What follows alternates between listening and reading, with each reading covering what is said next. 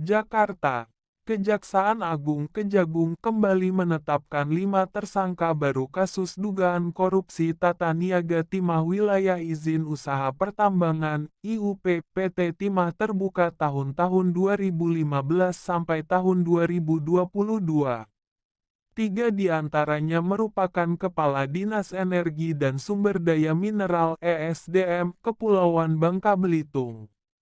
Tim penyidik memandang telah ditemukan alat bukti yang cukup sehingga pada hari ini kami tetapkan 5 orang tersangka, kata Direktur Penyidikan Jampitsus Kuntadi di Gedung Kejagung, Jakarta, Jumat malam tanggal 26 April tahun 2024.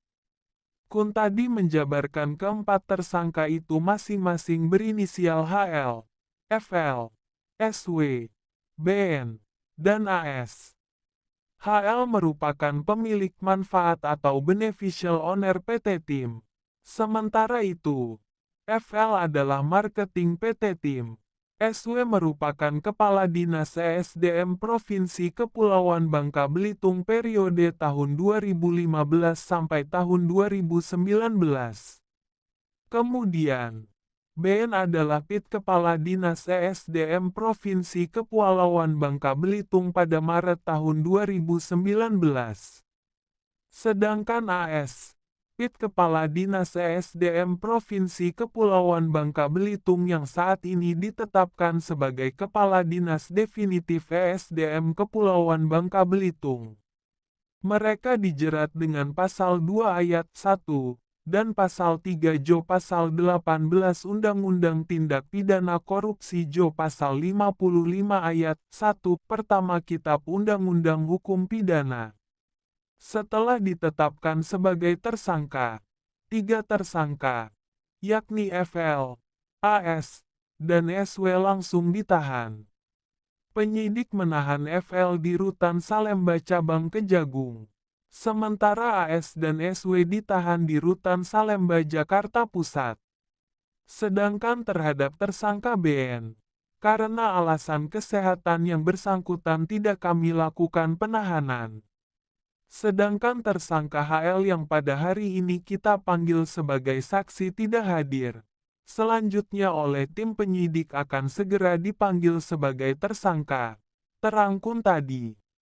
Dalam perkara tersebut, SW, BN, dan AS yang memimpin Dinas ESDM Provinsi Kepulauan Bangka Belitung diyakini penyidik telah sengaja menerbitkan dan menyetujui rencana kerja dan anggaran biaya (RKAB) dari perusahaan smelter PT RPT, PT SBS, PT SIP, PT Tim, dan CV VIP.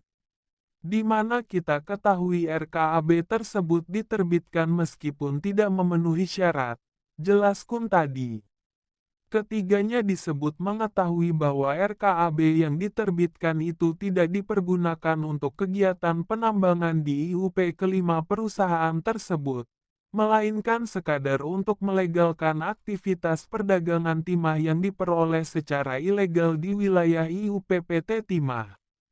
Adapun tersangka HL dan FL berperan turut serta dalam pengondisian pembuatan kerjasama penyewaan peralatan prosesing peleburan timah. Kuntadi menyebut, hal itu dilakukan sebagai pembungkus aktivitas kegiatan pengambilan tinah dari IUP PT Timah. Keduanya juga membentuk perusahaan boneka, yakni CVBPR dan CVSMS dalam rangka memperlancar aktivitas ilegal.